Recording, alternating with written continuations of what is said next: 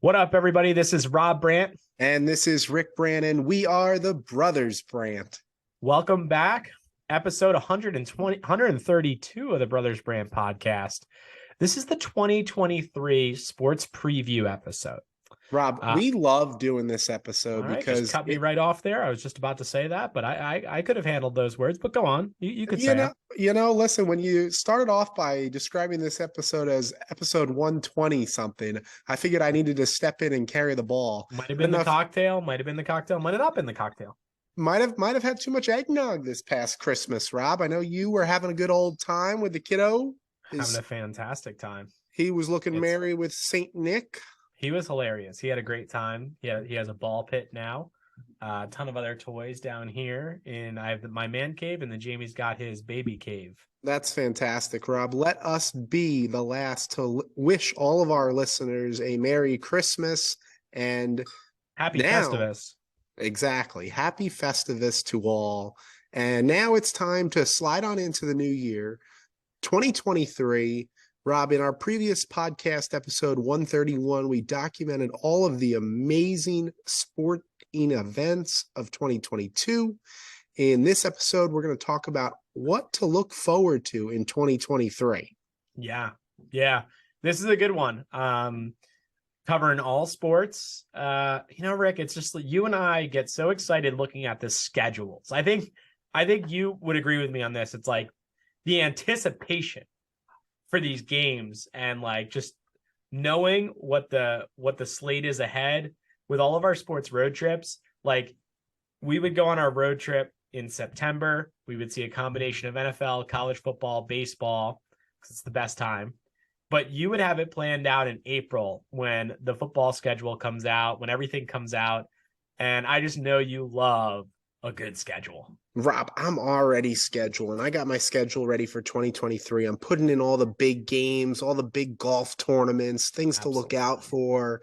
And yeah, I get fired up for it. And you're right. The anticipation is just as much as exciting as the actual event or game itself, Rob. I mean, think about, this past year we had the World Cup. Once every 4 years, we get the Soccer World Cup, and we documented it in an epic preview podcast. And man, that anticipation got not just you and me, but the thousands of Brothers Brandt listeners just excited for this. Billions of listeners. Exactly. Smash and that reminds me, if you're listening to the Brothers Brandt podcast, smash the like and subscribe button. Subscribe.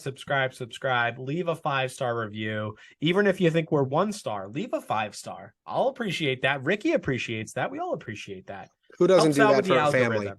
Helps out the algorithm. All right, Rob. So here we go. Listen up. Sunday, January 1st. It's a unique time. Once every 7 years, the New Year's Day falls on a Sunday, that's the NFL. The NFL will then play their games on that Sunday, which is interesting because typically on 6 other years, you'll have the Rose Bowl, you'll have all the college football bowl games, you'll have the NHL's Winter Classic all on New Year's Day, January 1st. But this is one of the unique years where on Sunday, January 1st, the NFL will hold all of their games. And that's pretty much what you'll be able to just watch all day long is excellent NFL on New Year's Day after a long, long night before. Speaking of the NFL, let's just recap our listeners on what's going on with the playoff picture, because we got some great games coming up this Sunday on New Year's Day. Kick back, relax, because there's drama in the NFL. We'll start off in the AFC. You got the Buffalo Bills and the Kansas City Chiefs and the Cincinnati Bengals all punching their tickets to the playoffs. All 3 of them are competing for a home field advantage throughout the entire playoffs. So their games are all meaningful coming down the stretch. Then you have the AFC South, which is an absolute dumpster fire, where the Jacksonville Jaguars are 7-8. And if the playoffs ended today, they would punch their ticket into the playoffs. A lot of stuff going on there. Pretty much every game matters. Like even if some teams playing like a team that's eliminated, like they could be the spoiler. Going to the NFC, you got my Philadelphia Eagles, you got the Minnesota Vikings, You got the Dallas Cowboys, you got the San Francisco 49ers all punching their tickets, and all of them are in contention for a possible home field advantage. Like a lot of things could happen there. And then you have the dumpster fire of the NFC, which is the NFC South, where the Tampa Bay Buccaneers are 7-8, and if the season ended today, they would make the playoffs.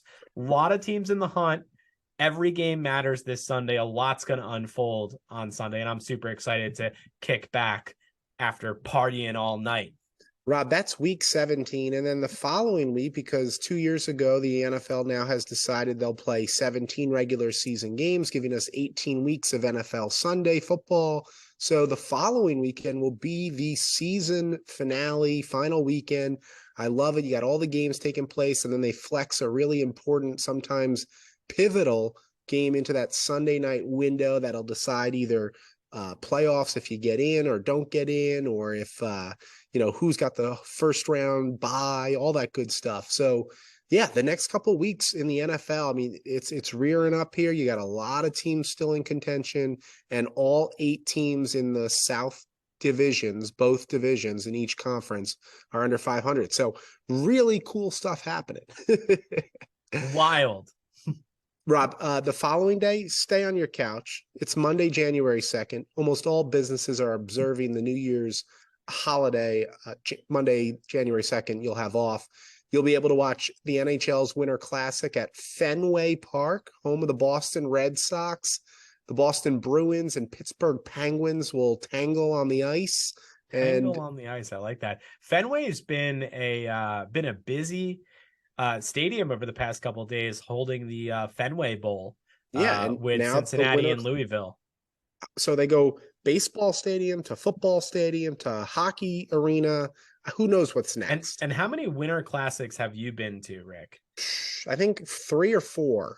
I know you went to a stadium game, didn't you? Stadium series. Yeah, that was awesome. Series. That was the Penguins versus the Flyers at Lincoln Financial Field. I got, Rick, I'm just all in on Philly. Philly. Except for the Mets. I'm still a lifelong Mets fan, but after the Winter Classic's over, Rob, which is always a New Year's Day tradition, you flip on over to the granddaddy of them all, which is the tradition of New Year's Day. It's the Rose Bowl in Pasadena. And this year, we've got Penn State taking on Utah. Utah, the winners of the Pac-12, and Penn State, the third best team in the Big 12, behind Michigan and Ohio State, who both will be playing in the college football playoffs. Yes. So as a result, Penn State makes the trip out west. Who do you like in this game, Rob? Well, I told you, Rick, I like the Utah Utes. They beat USC twice this year. They're no stranger to danger. And, Penn State's a great football team. However, I just think the Utah Utes, easier travel for them. They've played in these big games. Penn State kind of squeaks in because Michigan and Ohio State are already playing in the college football playoffs. So yeah, I'd say it's an evenly matched game, Rob, because Penn State's only 2 losses this year were to Michigan and Ohio State. So I really feel like, the Pac-12 winner Utah matches up really well against Penn State. Should be a classic. Yeah. And let's not sleep on some of the other bowl games we got going on too. We got the really a Quest Bowl, Mississippi State and Illinois at 12 o'clock. That used to be the Outback Bowl. Really? Yeah.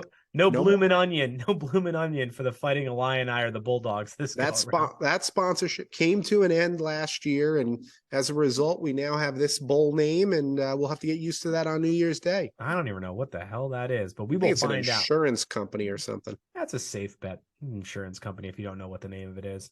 But then we have the Goodyear Cotton Bowl Classic at 1 o'clock, where USC Trojans, who, Pac-12, soon to be Big Ten, are no stranger to the limelight. But then we have the Tulane Green Wave coming in here, getting a taste of the Cotton Bowl. I'm rooting for Tulane. I hope they can make some magic happen, but we'll see what happens.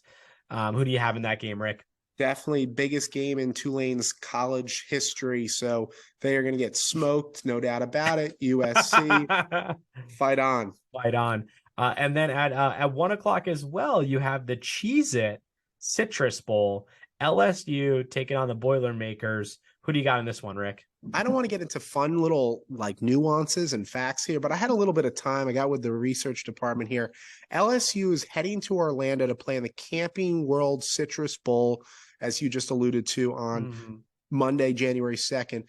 Fun fact, they're coming back to Orlando to start next season at the Camping World Stadium against Florida State University. So kind of a cool scenario where their last game of this season will be played in the same stadium that their first game of next season will be played in. I think they're going to get comfortable there. I think Coach Kelly's got the boys ready to go. I think they're going to dominate and go Tigers. Go Tigers.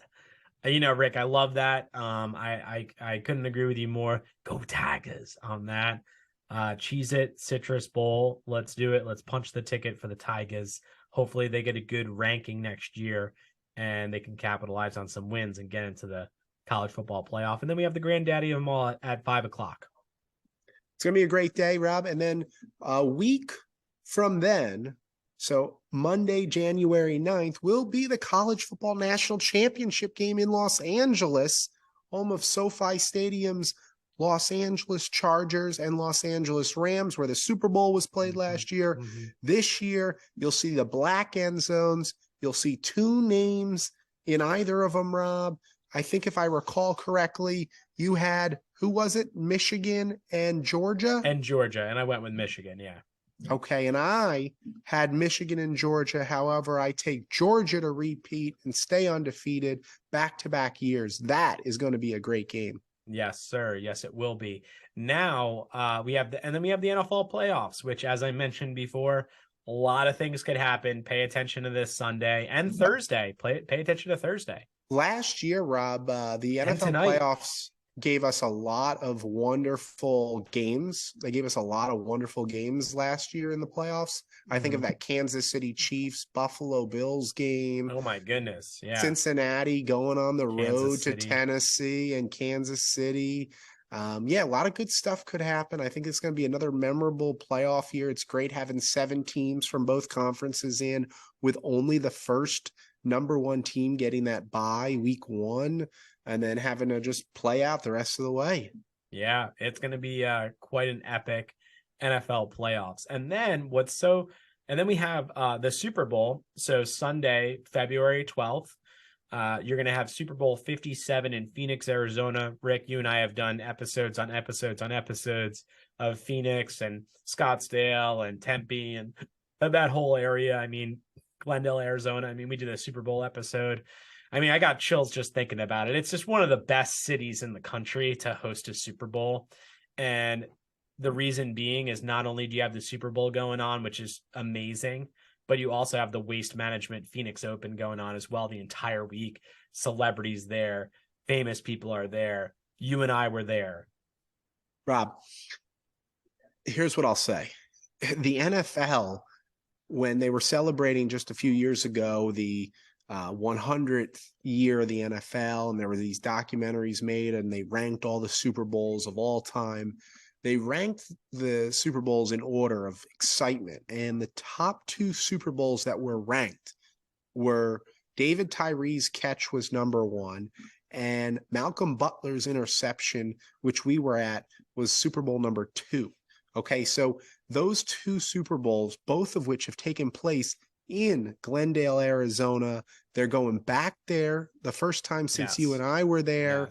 I mean, magic happens in the desert, and it wouldn't surprise me again if that's what we got again this February. Yeah, Rick, and I'm going to be glued into the Waste Management as well, because you and I got a chance to play there in Labor Day. A little extra cherry on the top. Send it in, big fella. How cool was it to play the Waste Management Phoenix Open course, to walk it, to shoot some shots and just have a great time. We're going to know the ins and outs of that course. And I can't wait to watch the Waste Management Phoenix Open. I love it every year, but it's going to be an extra special this year. So great. Speaking of extra special, Rob, March Madness rolls around every time, every year, 3rd month of the year. You can just book it in every year right now. Do it. Here's what's kind of cool, which doesn't ever happen. The regionals for this year's March Madness On the East Coast, one is going to be held at Madison Square Garden, the world's most famous arena. You and I did a podcast episode dedicated to Madison Square Garden, just to give you listeners out there the gravity of Madison Square Garden. If the Brothers Brandt are dedicating a podcast episode about an arena, it's got to be a famous arena. And this is the world's most famous arena. Rob, they never host March Madness regional tournaments. They've always got the NIT coming up, but this year they will be hosting it. Might be something you want to get up to. On the other side of the country, Las Vegas, the gambling capital of the world, meets the multi-billion-dollar March Madness operation. So that is going to be interesting. There could be some headline stories happening out of there, not in a good way, but Vegas and New York, they're going to be hosting some regionals. Can't wait for it. And then the Final Four ends in Houston. It's going to be good, Rob. Yeah. Final Four, just epic time. I mean, the games last year were just wild, and St. Peter's, like we were recapping that in our earlier episode. So I definitely think that there's some excitement for the Final Four, and that leads into the Masters. It's Masters Week, Rob. The 87th Masters coming up in early April this year. Hopefully the azaleas will be in bloom. We know you'll be there, and it's going to be a really cool time. They just announced this past week that there are no restrictions for live golfers this year. So what does that mean, Rob? That means all golfers. I mean, I'm jazzed up about this, Rob. Phil Mickelson, Dustin Johnson, Bubba Watson, anybody who has since vacated the PGA Tour, went overseas, been playing with the live folks, they're invited. They're going to be in Augusta playing alongside Tiger Woods, Rory McIlroy, Jordan Spieth. You're going to have everybody together just like the old days. It's going to be pretty dandy. It's going to be amazing, Rick. And for our listeners out there that follow us, very fortunate to go to the Masters. I will be there to witness this. I am a security guard at the Masters. I will be at the practice putting green. Hopefully don't have to separate any live golfers from PGA golfers, but tensions may be a little hot out there. It's going to be a big storyline to follow this spring, Rob. Heading into the summer months, we just came off of the Men's World Cup, which arguably was the greatest World Cup of all time and definitely had the greatest World Cup final of all time. Yes. This year, we have the Women's World Cup being held in the traditional summer months in July and early August. This will be actually held in Australia and New Zealand down under. And as you'll recall, the United States will be defending their championship from 2019. So that's something that the United States fans should be putting on their calendar. Yeah, absolutely. I mean, July and August, back to business as usual, World Cup in the summertime. And, I think Team USA has just got such a stranglehold on this World Cup. It's fascinating, Rob, how dominant the Women's World Cup U.S. soccer team is compared to the rest of the world versus the men's U.S. World Cup team, who seems to just not be at the same level as the rest of the world. It's interesting to me. Yeah, I don't know enough about women's soccer to really get into it, but I just feel like, follow the money. USA has a lot of money to pour into development and all that. And I think on the women's side, it doesn't date back as historic as the men's side. Like men's soccer has been going back since like the 1800s in Europe and across the world. So I don't know when it started for women, but I would assume that it's just, kind of an even playing field there. US men's are just playing catch up. That's the issue. MLS, Major League Soccer, has only been a league for 32 years. So it's only a matter of time before Team USA and all their development starts getting better and better. It's going to be really exciting 4 years from now to see the men's, but women's this July and August, punch it into the calendar. Right. And one other sporting event that fans might want to put into their calendar, I know the Brothers Brandt have, is Rome, Italy will be hosting in September the 44th Ryder Cup. On the golf links, you'll have the U.S. versus the world. and always a really fun thing to watch. But especially in Rome, Italy, I can't wait to see the scenes there. Oh my gosh, that's going to be beautiful. They're going to have a lot of snapshots, a lot of little tiny pictures of the Colosseum and panning, and it's gonna be beautiful. I've been to Rome before, gorgeous, absolutely gorgeous. Put it on the list to go there. Ryder Cup, let's check that out.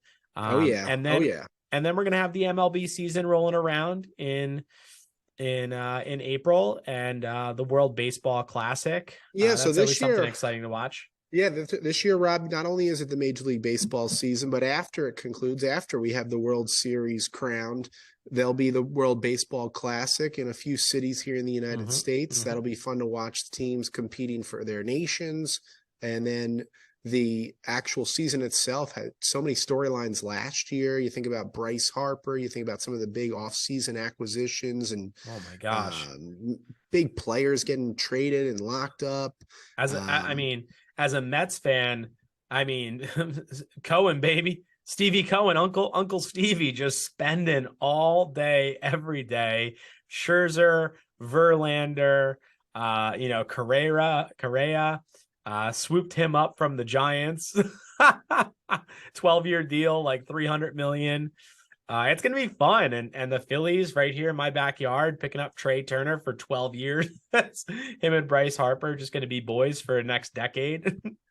Between the Phillies, the Mets, and the Yankees, the Northeast is going to be a stranglehold on baseball, I think, Yeah, this and coming you're year. and the Rangers down in your neck of the woods are gonna be great. We just gave them DeGrom. They're gonna have an ace for decades to come. Hopefully they can pick it up. It's a tough division, though. You got the Houston Astros who will be trying to defend their crown. So can't wait for them to hit the field, for the boys to be back Hit on the the rubber. there you go. Perfect. Rob, the NFL draft rolls into Kansas City on April 27th. This has been something that the NFL started to do a little bit more and more, is circulating the NFL draft. And it's coming to one of its founding cities in Kansas City. Great fan bases.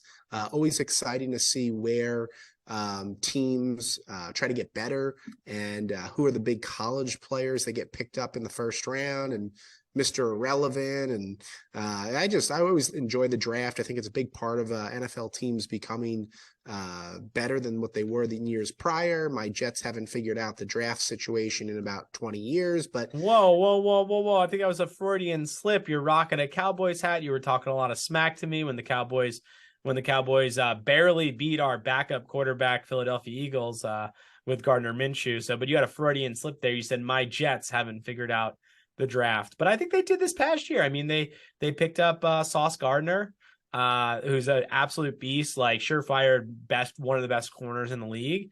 And then you have Garrett Wilson. I mean, Zach Wilson's a dumpster fire. Need to move on from that.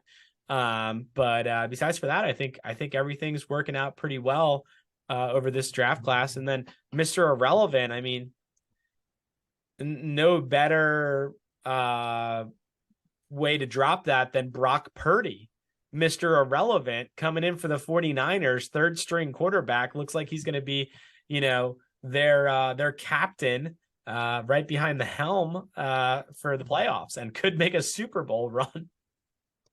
they very well could, Rob. And while, yes, the Jets have had success this year, I look at it more as a long-term thing. We haven't been to the playoffs in over 12 seasons. It's not good. And the Jets will always be. They'll always be a team that I root for. I am here in Dallas. I am on the Dallas Cowboys bandwagon. Callus. I have a callus on my foot. You know how that goes, right? Try to put them both together once. All right, couple summertime. We'll get to the NFL. Don't you worry me. All right. May 6th, Rob. Kentucky Derby. That's always a fun one. First Churchill Saturday, Downs, baby. Exactly. First Saturday in May, Churchill Downs. It's an event you and I have not gotten a chance to go to, but I think it's high on the bucket list. Maybe. I don't know. We might be a little busy this May, but hopefully we'll get a chance to check it out. Yeah, it's definitely on the bucket list. Kentucky Derby for sure. We're going to hit it one of these next couple of years. That same time of year, Rob, is always fun because you get the NBA and the NHL postseasons. Yeah, exactly. It doesn't get better than the NHL playoffs. Tell me about it. I mean, it's just electric. I mean, the NBA playoffs, I feel, and like NHL too, they're pretty long. I mean, a lot of teams make it into the playoffs, but the NHL playoff hockey is electric. And if you watch a game live, it is just, you are on the edge of your seat. Hockey is one of my favorite sports to watch live. And playoff hockey, you and I have grown familiar with the Garden and that atmosphere when Rangers are tearing it up and scoring goals. And it's just fun. Nothing like it. Nothing like it. That's right. And Rob, in July, Wimbledon will be back on the grass courts. It's a beautiful scene over there in London. Jovac, let's see what he does. But I always enjoy tuning into a little Wimbledon. How about yourself? You mean Novak Djokovic? Yeah. You said Jovac. It's a combination. You put it together like Dallas and Cowboys. It's Callus. Callus and Jovac. This is the 21st century. You got to appeal to your audience here. You got to cut things down. I'm all about acronyms. I'm all about reduction, efficiency. All right. Sounds good. Yeah. I mean, Novak Djokovic, we'll see what happens there. I think, he's just such a beast. So, but anyway, we also have August 17th. Put it in your calendar. Little League World Series, one of our favorite events we've ever been to. Right out in the middle of Pennsylvania. Drive there, driving distance from us. Highly recommend you go out there. Definitely worth the trip. And Labor Day weekend is college football 2023, and the 2023 NFL season kicks off. So a lot to look forward to in 2023. But hey, let's look at January 1st. Let's bring it back to January 1st. Enjoy the playoff games, or enjoy the end of the NFL regular season and seeing how the playoffs unfold. Enjoy the Winter Classic. Enjoy the Rose Bowl. Enjoy the New Year's Eve this Saturday playoff games. Drama over 3 days. The 31st, the 1st, and the 2nd. It's one of my favorite sports times of the year, Rick. Just cozy up on the couch. Have yourselves a happy new year. For all you listeners out there, I'm Rick Brandt. And I'm Rob Brandt, and we're the Brothers Brandt. Thanks for listening.